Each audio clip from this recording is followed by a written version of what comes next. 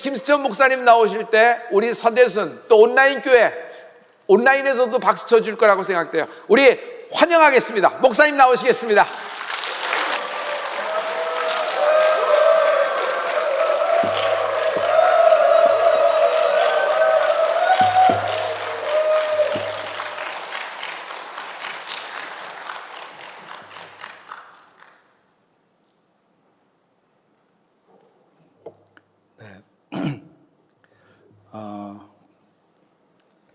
어느 순간서부터 우리 한별 목사님하고 또 대치 순복음교회하고 저는 이제 장로교회 목사인데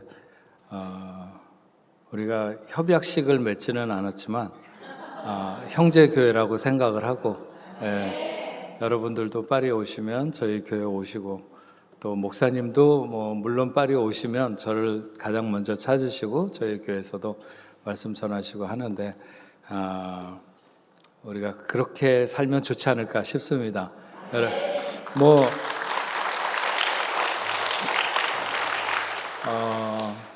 한국의 대치동이 한국에서 수준이 가장 높다고 생각을 하고 저희도 파리가 전 세계에서 수준이 가장 높다고 생각을 하고 탑은 항상 정상에서 만나게 돼 있으니까 저희가 그렇게 만난다고 생각을 합니다. 제가 오늘 누가복음에 있는 말씀을 통해서 참된 감사와 일상의 위대함이라고 하는 이런 제목으로 잠깐 여러분들과 하나님의 말씀을 나누려고 합니다. 파리가 이렇게 이제 구가 20개 있습니다. 서울 영등포구 무슨 구 이런 식으로 나눈 것처럼 파리는 1구, 2구 이렇게 해갖고 20개의 구가 있는데 에펠탑 바로 앞에 세느강이 흐르고 그걸 건너편이 16구입니다. 그 16구 조금 이제 아래쪽으로 그 에글리즈 도테이라고 하는 지하철역이 있어요. 근데 그 지하철역에서 세느강 쪽으로 이렇게 내려가는 조그만 길이 있습니다. 후이 윌햄이라고 하는 길인데 그 길을 조금 내려가다 보면 아파트와 아파트가 이렇게 있는데 이제 삼각형으로 안이 이렇게 조금 파지고 벽이 이렇게 서 있는데 어느 날 지나가다 보니까 거기에 그림이 있는데 제가 얼른 볼 때 그 그림이 뱅크시라고 하는 화가가 있어요. 거리의 화가라고도 부르고 그런데 이 뱅크시의 그림 같은 뱅크시의 그림이 이렇게 보면 저거 뱅크시 그림이네 이런 느낌을 주는 그게 있거든요. 근데 그 비슷한 그림이 거기에 이렇게 이제 작은 그림이 있는 거예요. 그래서 지나가면서 야, 저거 뱅크시 그림이면 정말 대박인데 그런 생각을 했어요. 그러면서 이제 지나다닐 때마다 그 그림을 이제 항상 찾아보는 거예요. 그 그림이 있나.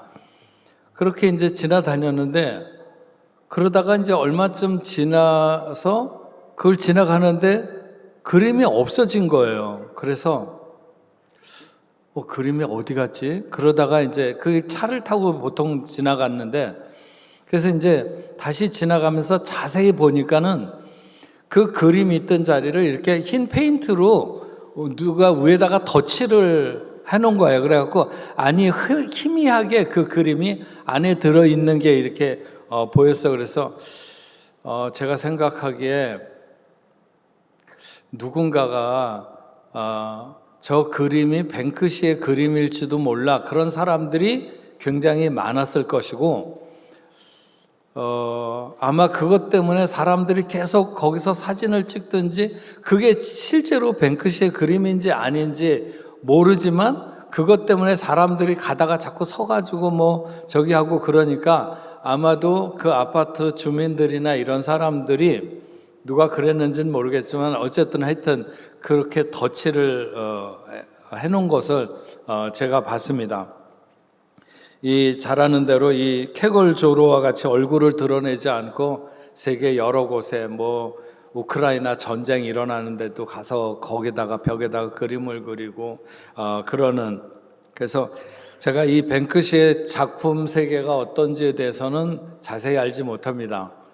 그렇지만 상당히 그의 작품이 몇백억 갈 정도로 그렇게 유명하고 지명도로 따지자면 굉장히 충분히 높은 그런 사람인데, 제가 지난번 부흥에 왔을 때나 가끔 오면 이렇게 그림 얘기를 간혹 합니다. 제가 살면서 많이 이렇게 접하거나 또 이해를 폭을 넓힐 수 있어서 그렇게 되는데, 여러분 그 리히텐슈타인이나 앤디 워홀의 그 팝아트 같은 팝아트 장르 같은 것도 그 이름이 팝아트라고 하는 이름이 주는 현대적인 느낌보다 그 개념이 사람들에게 전해진 것은 벌써 이미 몇십 년 이렇게 오랜 시간이 지났습니다.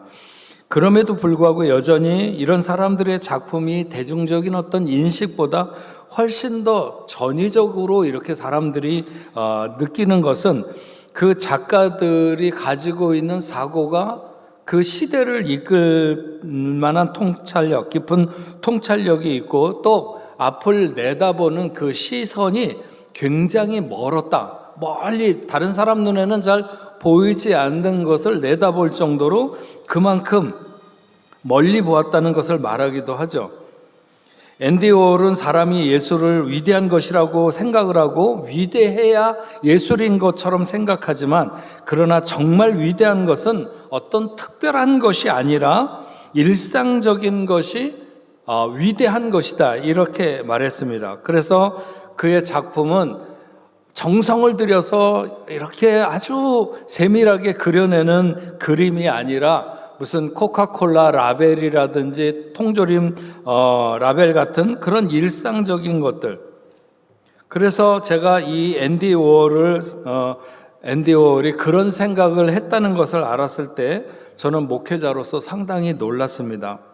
그 사람은 목회자도 아닌데 일상적인 것, 다시 말하면 일상이 위대하다는 것을 도대체 어떻게 간파하게 됐을까, 이런 생각을 했습니다. 저희 교회에 프랑스의 셰프 중에서 아주 유명한 셰프가 한 명 교회에 나오는데, 이 사람이 그 프랑스의 마스터 셰프 같은 프로그램에 나와서 심사위원으로 활동을 하고 프랑스의 요리 명장으로 아주 굉장히 유명한, 그래서 파리에도 그 사람 이름으로 된 식당이 있고 도쿄에도 또 그런 식당을 가지고 있는 아주 굉장히 유명한 셰프인데, 그 사람의 아내가 한국 분입니다. 한국 포도주 이렇게 감별하는 소믈리에였는데, 지난 여름에 지난 여름이라는 게 이제 여름이 시작될 무렵에 세상을 떠났습니다. 간암으로 한국 여자분이 자매가 세상을 떠났는데, 작년 후반기쯤에 교회에서 어떤 권사님이 인도를 해가지고 이제 교회를 처음 나오게 됐어요. 불란서 그 남편하고 같이 나와서 이제 매주일 나오는데, 제가 한번 신방을 가서 얘기를 들었더니 한국의 삼성병원에서도 더 이상 자기네가 손쓸 게 없다고 얘기를 하고, 프랑스에 와서 좋은 병원에 가서 진찰을 했는데도 프랑스에서도 더 이상은 어떻게 할 수 없다, 그렇게 얘기를 한다는 거예요. 그래서 제가 그 자매님의 여러 가지 것들을 이렇게 보면서 어쨌든 제가 생각을 할 때 한국의 삼성병원도 만만치 않은 것이고 또 프랑스의 그렇게 큰 병원도 만만치 않은 건데, 그런 모든 곳에서 더 이상 손쓸 수 없다고 한다면 만약 길이 있다면 하나님에게만 있다고 생각이 든다. 당신이 비록 처음 나왔지만 그 당신의 질병을 이길 수 있는 것은 어떤 의학이 아니라 영적인 힘이 당신에게 덧입혀지고, 당신이 정말 하나님 앞에 내가 평생을 지금 하나님을 모른 채 이렇게 살아왔는데, 만약 나에게 하나님이 다시 살 수 있는 기회를 주신다면 내가 하나님 앞에 이렇게 한번 살겠습니다 라고 결단을 하고 하나님 앞에 매달린다면 하나님이 기회를 주시면 얻을 것이고 그렇지 않으면 안 될 거다, 이런 얘기를 했어요. 그랬더니 그러고 났는데 이제 이분이 그 전에 교회 오기 전에 뭐 한국에 무슨 자연치료인가 무슨 치료법인가 이런 것으로 가기로 되어 있다고 그러면서 한국으로 간다는 거예요. 그래서 저는 조금 아쉽더라고요. 이게 그렇게 갖고 될 정도는 이미 지난 것 같은데 이런 생각이 들은 거예요. 그러더니 이제 한국을 갔어요. 가서 몇 달 지나다가 지난 한 5월 달인가 4월에 잠깐 이제 파리에 다시 들어왔는데 교회에 나왔다가 한 주일 나오고 다시 이제 한국으로 돌아간다고 그래서 하여튼 기도를 해주고 돌아가게 했는데 온 지 이제 얼마 지나서 여기 성모병원에서 이제 세상을 떠났다고 그 남편이 연락이 와가지고 이렇게 이제 저기를 했습니다. 어쨌든 지난 여름 초에 장례식을 잘 한국에서 끝냈다고 이렇게 얘기를 들었는데 이분이 이제 마지막에 저희 파리에 왔을 때 왔다 가고 나서 이제 그 자기를 교회로 인도한 그 권사님, 그 이제 뭐 권사라고 그래봐요.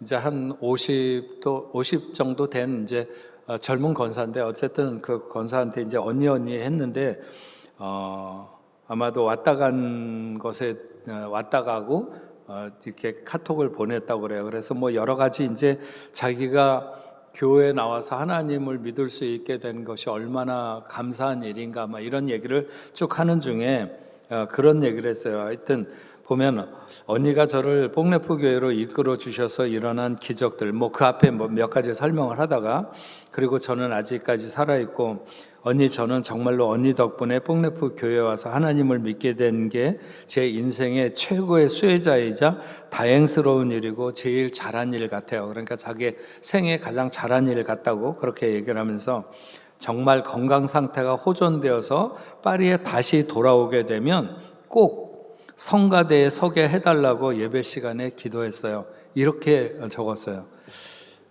제가 하고 싶은 말은 그 맨 마지막 줄입니다. 만약 건강이 호전되어서 파리 다시 돌아오게 되면 성가대에 서게 해달라고 예배 시간에 기도했어요 하는 것입니다.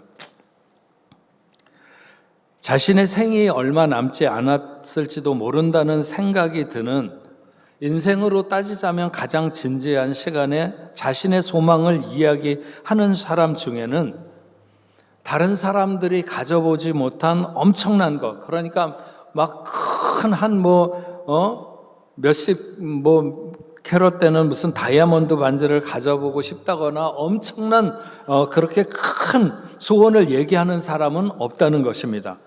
그렇게 생애의 가장 진지한 순간에 소망을 말하는 사람들은 대부분 다 가장 항상 소박하고 일상적인 것.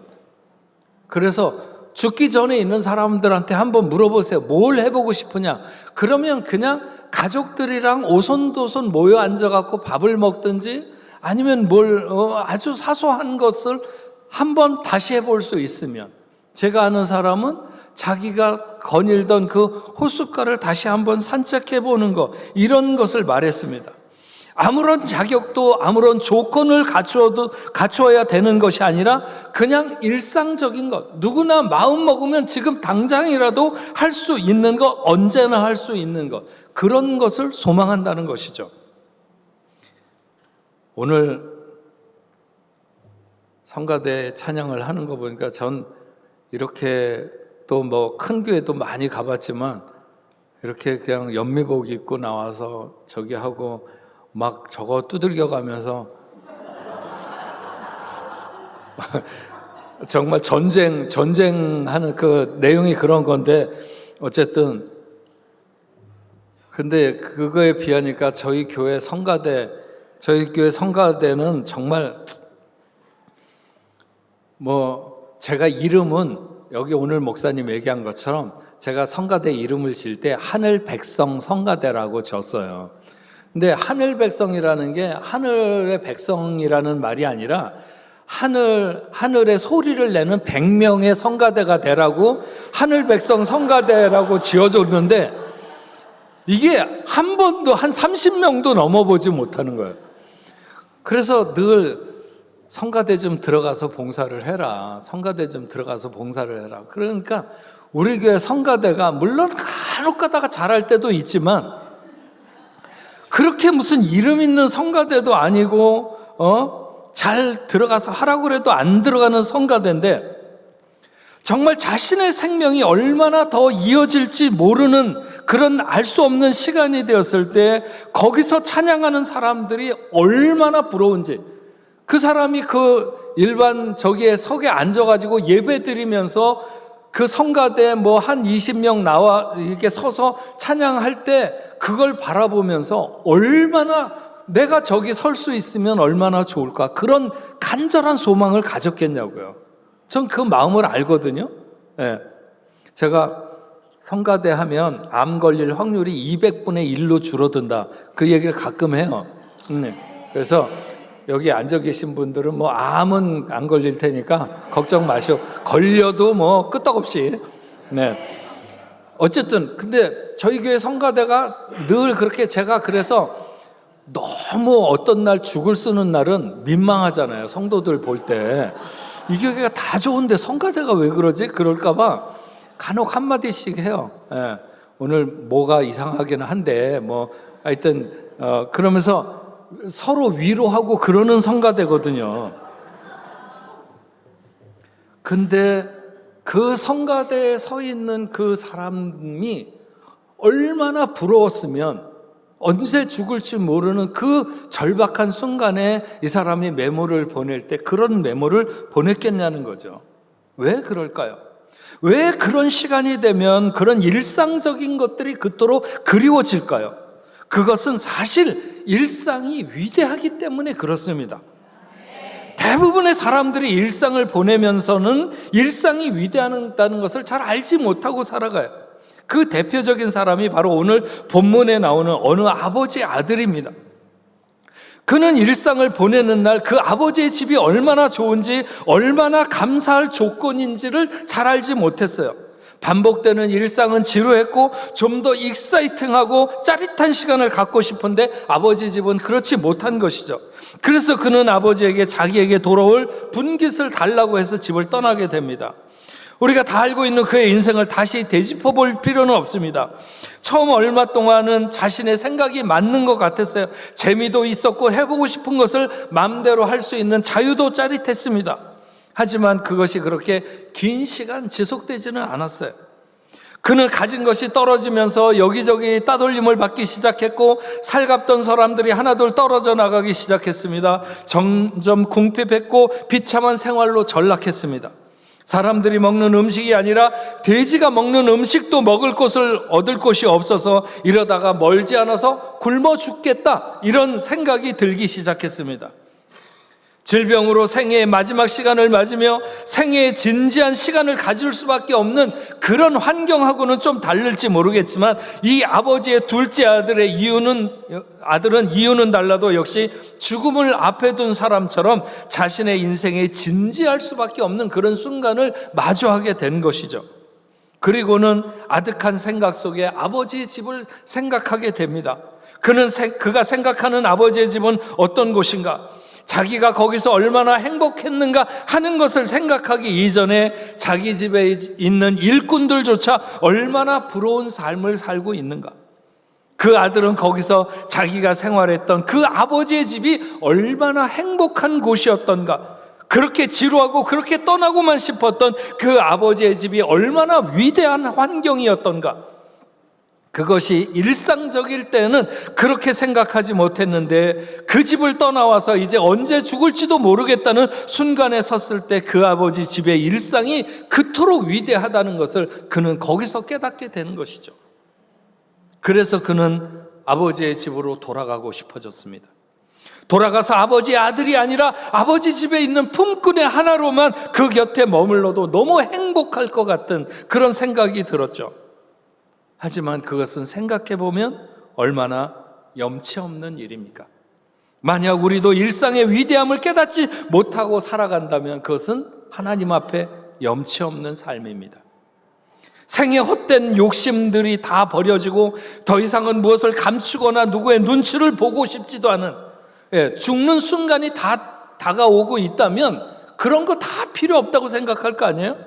정말 그렇게 생의 마지막 진실한 순간을 마주할 때야 비로소 알게 되는 일상의 위대함이라는 것이죠.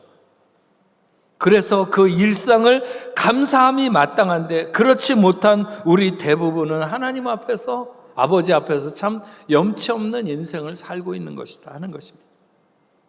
그래도 아들은 아버지의 집으로 돌아가기를 작정합니다. 유일하게 이 탕자가 그래도 잘한 일이 있다고 하면 그것은 끝내 아버지의 집으로 돌아간다고 하는 것이죠. 물론 그것은 그 아버지의 어떤 사랑의 기다림, 그 아버지의 사랑이 그를 잡아 끄는 힘이 있었을 것이라고 믿습니다.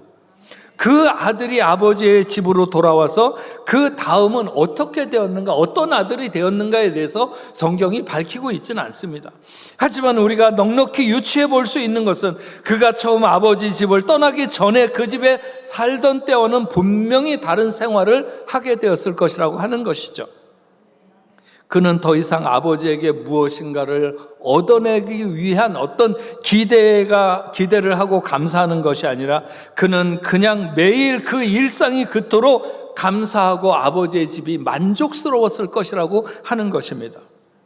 그런데 우리는 이 아들 말고 또 한 아들, 그 집에 있었던 첫째도 일상의 위대함을 모르기는 역시 마찬가지였다고 하는 것입니다. 밭에 있다가 돌아온 아들은 집에서 나는 풍악 소리와 많은 사람이 잔치를 벌이고 있는 모습을 보고 하인을 불러서 무슨 영문인지 물어봤습니다. 너무 어이없게도 집 나간 둘째가 돌아왔다고 아버지가 잔치를 열었다는 것입니다. 그는 집에 들어가고 싶지 않았습니다. 아버지가 나와서 아들에게 들어가자고 했고 아들은 아버지에게 항의를 했습니다. 내가 여러 해 아버지를 섬겨 명을 어김이 없거늘 내게는 염소 새끼라도 주어 나와 내 벗으로 즐기게 하신 일이 없더니 아버지의 살림을 창녀와 함께 삼켜버린 이 아들이 돌아오매 이를 위하여 살찐 송아지를 잡으셨나이다. 여기에서 아버지가 밝히는 일상의 위대함이 드러나게 되는데 아버지가 이르되 예 너는 항상 나와 함께 있으니 내 것이 다 내 것이로되 큰아들은 아버지와 살면서 아버지의 것이 자기의 것인 것을 알지 못하고 살았습니다. 우리가 일상의 위대함을 깨닫지 못하는 이유와 똑같은 것이죠. 우리가 하나님과 함께 살아가면서 하나님의 것이 내 것인 것을, 하나님의 능력이 내 능력인 것을 알지 못하고 살아가는 사람들은 일상의 위대함을 알지 못하는 것입니다. 아버지는 이미 그 모든 것이 그의 아들의 것이라고 생각하고 있는데 아들은 그렇게 생각하는 그 위대한 아버지와 함께 살아가면서도 그것을 알지 못했어요. 그러면 감사할 수 없는 거죠. 그러면 감사할 수 없어요. 그는 그 위대한 일상을 불평과 불만으로 그리고 원망으로 채웠습니다. 감사란 일상의 위대함을 깨닫는 사람들이 할 수 있는 것입니다. 다른 표현으로 말해보자면 일상에 감사할 수 있는 사람은 위대한 사람이라고 하는 것이죠. 어떤 사람이 써놓은 글을 읽었는데 이런 얘기가 있었어요. 2003년도 미국 유타주에 있는 블루존 캐년이라고 하는 곳으로 이 아론 렐스턴이라고 하는 사람이 산악 트레킹을 갔다가 어떤 협곡에서 발을 헛디뎌가지고 밑으로 떨어지게 되었습니다. 다행히 생명에는 지장이 없었지만 굴러 떨어지면서 바위와 암벽 사이에 오른팔이 끼어서 꼼짝을 못하게 된 거예요. 얼마 전에 제가 굉장히 이렇게 존경하고 저를 아들처럼 생각하는 길자연 목사님이라고 하는 분 있잖아요. 그분이 아파갖고 병원에 가셨다고 그래갖고 저는 엄청 놀랐어요. 왜냐하면 지난 4월 달인가 우리 아들이 결혼을 하는데 오셔서 주례를 하고 가셨는데 얼마 안 돼갖고 병원에 응급실에 실려가셨다고 그래갖고 너무 걱정을 했는데 와서 제가 지난간에 같이 식사를 하면서 들어보니까 그렇게 큰 병원 아닌데 이분이 음식을 잘못 먹었는지 장염 같은 것이 걸렸대요. 그래갖고 막 이제 괴로워하고 침대에서 그러다가 침대에서 자기도 모르게 옆으로 굴러 떨어졌는데 침대와 벽 사이에 그 사이에 낀 거예요. 근데 그분이 혼자 계시거든요. 그리고 8시간을 거기서 못 일어나셔가지고 거기에 떨어지면서 끼어가고, 근데 아무도 집에 없잖아요. 그래서 그 다음날 아침에 그 비서 목사님이 와가지고 이렇게 해서 병원에 가셨다는 거예요. 근데 어쨌든 그래서 괜찮다. 뭐 그렇게 저기는 아닌데 어쨌든 그게 그렇게 끼니까는 꼼짝도 못하게 어떻게, 그래서 당장 침대를 좀 거기서 띄시라고 그렇게 얘기를 했는데, 어쨌든 이 사람도 마찬가지죠. 계곡에 떨어졌는데 암벽 사이에 팔이 껴갖고 꼼짝 못하게 된 거예요. 아무리 소리를 쳐도 듣는 사람 아무도 없는 협곡에 갇혀서 밤낮을 보내게 되면서 목이 마르니까 물을 먹고 싶고, 추운 밤이 되니까 따뜻한 한 줌의 햇살이 얼마나 그리운지, 그러면서도 아무도 없는 시간을 보내면서 자신이 살아오면서 관계했던 사람들 다 뭐 귀찮게 때로는 여기고 그러던 어떤 작은 연약한 사람 한 사람까지 그들에 대한 소중함을 이렇게 깨닫게 된 거죠. 평소에 그토록 자신감이 가득 차서 주변에 무관심하면서 그렇게 살아온 모습을 돌아보게 된 것입니다. 그렇게 거기서 닷새를 보내다가 이러다가는 이제 죽겠다 싶어갖고 자기의 팔을 절단하기로 결심을 했고, 살이 찢어지고 뼈가 부러지는 고통을 견딘 뒤에 그는 그 협곡에서 빠져나오게 된 것이죠. 오늘은 어제 숨을 거둔 사람이 그토록 살고 싶어 했다는 내일이라는 말이 있듯이, 우리는 내게 주어진 일상을 무료하게 생각할 수도 할지 모르겠지만, 그러나 어느 누군가에게 이 평범한 일상이 그토록 갈망하는 날이라는 사실을 우리는 알아야 합니다. 우리가 쉽게 마실 수 있는 물 한 잔, 따뜻한 햇볕, 때로는 근심과 걱정을 끼치는 자식이나 혹은 배우자, 그래도 그들과 함께 한다는 것 생각해 보면 얼마나 소중한가. 우리는 그런 것들을 상실하게 되는 그날 깨닫게 되는 거죠. 그 일상이 위대하다는 것을. 마태복음 6장 28절 29절에 말씀합니다. 또 너희가 어찌하여 의복을 위하여 염려하느냐? 들의 백합화가 어떻게 자라는가 생각하여 보라. 수고도 길쌈도 아니하느니라. 그러나 내가 너희에게 말하노니 솔로몬의 모든 영광으로도 입은 것이 이 꽃 하나만 같이 못하였느니라. 여러분, 들의 백합화는 엄청 화려한 꽃도 아니고 그렇다고 그렇게 귀한 꽃도 아닙니다. 그냥 일상적으로 여기저기 지천에 피고 지는 꽃입니다. 반면 솔로몬의 모든 영광으로 입은 것이란 황금으로 술을 놓은 망토와 같은 것이죠. 얼마나 대단하고 얼마나 값비싸고 얼마나 화려할까요? 하지만 그래도 아침 햇살을 받으며 이슬을 머금고 있는 그 야생 백합화에서 비추는 그 형언할 수 없는 빛깔과 생명을 솔로몬이 걸치고 있는, 그것이 어떤 가운이든지 간에 어떤 장식이든지 간에 그것이 따라올 수는 없다고 하는 것이죠. 저는 이 말씀이 딱 우리에게 일상의 위대함을 알려주는 말씀이라고 봅니다. 우리가 특별한 어떤 순간이 아니라 우리의 일상에 감추어진 위대함과 그 힘은 깨닫지 못할 뿐이지 엄청난 것입니다. 그래서 제가 항상 선교대회 가면 아프리카 선교사님, 중동 선교사님들과 이야기를 나눌 때, 선교사님들이 매일 자고 일어나서 맞는 아침이 뉴욕의 아침이 아니고 파리의 아침이 아니라고 불행하게 생각하느냐. 그러나 여러분, 언젠가는 알게 될 것입니다. 그렇게 일상으로 맞는 그날을 하나님이 얼마나 애써서 만든 날이라고 하는 것을 절실하게 깨닫는 날이 오게 되는데, 그러니까 우리는 오늘 일상을 감사해야 된다. 우리가 어디서나 오늘을 맞든 그 오늘은 어제의 그날이 아니라 하나님이 나를 위하여 오늘 다시 세팅해 놓은 그런 날이라고 하는 것이죠. 언젠가 그것을 깨닫게 되는 날, 그날이 얼마나 위대한 날인가 하는 것을 알게 될 것이라고 하는 것입니다. 어떤 건강했던 사람이 병을 앓게 되면서 자신에게 생긴 감사의 조건들을 이렇게 얘기해 놓은 게 있습니다. 이 사람은 말기 신부전증을 앓게 되면서, 그런 말기 신부전증을 앓게 되면 언제 어느 때든 심장마비가 올 수도 있고 저혈압이나 고칼륨증 이런 것으로 갑자기 죽음이 찾아들 수도 있다는 것을 알게 되면서 그는 가장 먼저 그래도 아직 자기에게 주어진 시간이 있다는 것에 대해서 감사함을 깨닫게 되었다는 것입니다.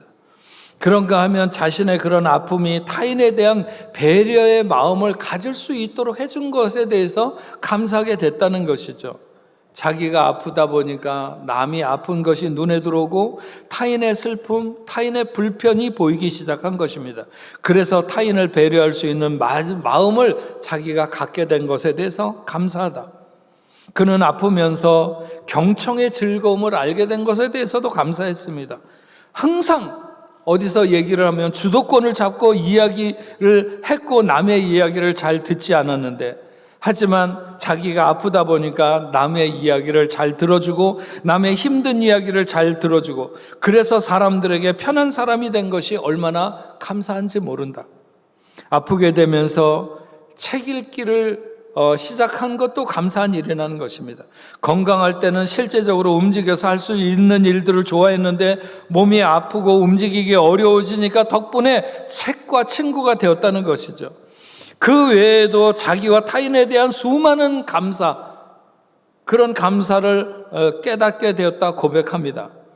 하지만 그것은 그가 아파서 따로 생겨난 것이 아니라 일상 속에 그에게 존재했던 것들입니다. 다만 그 일상이 존재했던 것들을 깨닫지 못했을 뿐인 거죠. 그래서 감사는 일상의 위대함을 깨닫는다고 하는 것과 다를 바가 없는 것이라고 하는 것입니다. 제 나이쯤 되면 아내가 갑자기 좋아진다거나 예뻐 보이면 치매를 의심해 봐야 된다, 그런 얘기가 있습니다. 그런데 제 아내가 정말 가장 좋아 보일 때가 있는데 그때가 언제냐면 일상을 감사할 때입니다. 네, 일상을 감사할 때. 어떤 좋은 일이 있어서가 아니라 혹은 어떤 안 좋은 일이 있어서가 아니라 반복되는 똑같은 날을 지루하거나 따분하다고 말하지 않고 너무 감사하다, 이런 평안하고 고요한 날을 주시는 것이 너무 감사하다, 이렇게 말할 때 저는 우리 집 사람은 굉장히 이렇게 뭐라 그럴까요? 좋아 보인다고 그럴까요? 예뻐 보인다고 그럴까요? 네. 아프고 난 이후에 건강의 소중함을 깨닫기보다는 있는 듯 없는 듯 늘 곁에 존재하던 것이 부재한 어느 날 그 소중함을 깨닫는 것이 아니라 일상 속에서 일상적인 것들을 좀 더 들여다보며 참 감사하다고 말할 때 그때가 좋아 보여요. 네, 좋아 보여요. 아버지의 집을 떠난 탕자는 세상에 나가서 세상이 얼마나 무서운 것인가 하는 것을 깨닫고 돌아오는 것이 아니라 세상에 나가서 일상적이었던 자기 아버지의 집이 얼마나 감사한 곳이었는가 하는 것을 깨닫고 돌아온 것이죠. 그것을 우리가 깨닫기 위해서 우리 모두가 다 탕자가 되어볼 필요는 없습니다. 하나님은 우리에게 가장 위대한 것을 가장 일상적인 곳에 두신 것이 분명합니다. 앤디 워홀이 그 하나님의 깊은 세계를 다 깨닫고 다 통달했다, 그렇게 볼 수는 없습니다. 하지만 우리는 하나님의 뜻을 깨달으면서 그 은혜 속으로 걸어 들어가면서 이 사실을 깨달아가는 것이죠. 어떤 사람이 진리를 깨닫고 은혜를 받아서 변화가 되면 세상이 바뀌는 것이 아닙니다. 세상은 어제와 똑같고 그 세상이 그 세상인 것이 똑같지만 그가 일상을 보는 시각이 달라질 뿐인 것입니다. 그 일상 위에 얼마나 놀라운 하나님의 은총이 입혀져 있는가 하는 것을 새롭게 눈을 떠서 보게 되는 것뿐입니다. 그래서 그렇게 진리를 깨닫고 은혜를 받은 사람은 별로 달라진 환경이 없어도 감사하는 사람이 되는 거예요. 네. 감사는 일상이 위대하다는 것을 깨닫는 사람이 하는 게 감사인 거예요. 지난 한 주간에 여러분들에게 갑자기 무슨 로또가 당첨이 되거나 뭐가 어떻게 큰 일이 일어나서 감사한 것이 아니라 지난 주일에도 나와서 예배하고 성가대 했는데 이번 주일에도 나와서 성가대 하는 것이 얼마나 감사한가. 그 감사가 너무 감격스러운 사람은 신앙이 좋은 사람이고 뭐 지난 주일에도 와서 했고 지지난 주일에도 했고 그랬는데 이번 주일에 나온 거 당연하지. 그렇게 하면 그냥 그렇고 그런 사람이 되는 거예요. 응? 일상을 얼마나 위대하게 보느냐, 볼 수 있느냐. 하나님 앞에서 정말 우리가 그렇잖아요. 저도 가끔 가다 보면 아무런 저기가 없는데 갑자기 어깨가 너무 아프면 죽을 것 같아요. 그러니 하나님이 제 사지, 육체 모든 것들을 다 이렇게 마치 부모가 어린아이들을 이렇게 그 손에 들고 있듯이 우리를 이렇게 지키고 있기 때문에 그나마 우리가 여기 이렇게 나와갖고 하나님 앞에 예배할 수 있는 줄로 믿습니다. 네.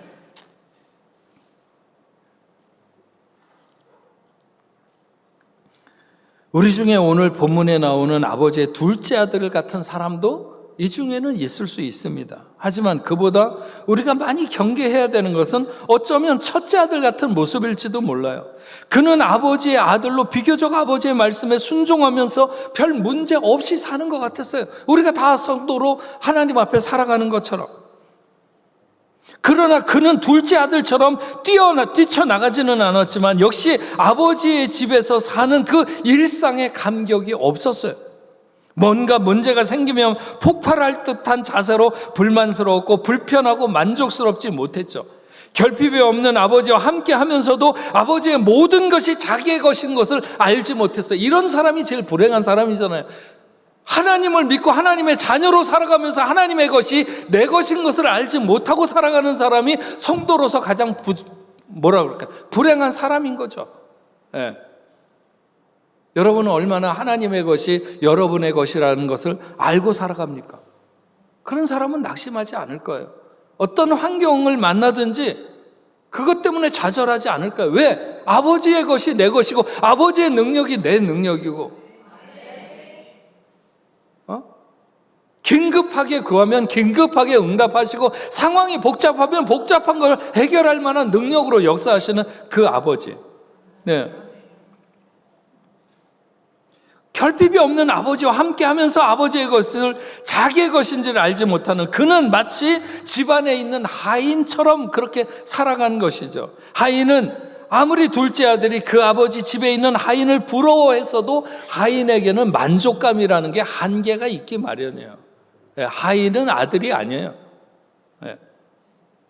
그런데 그 큰아들은 아들이면서 상속자이면서도 마치 하인 같은 그런 위치에서 살아갔던 것이죠.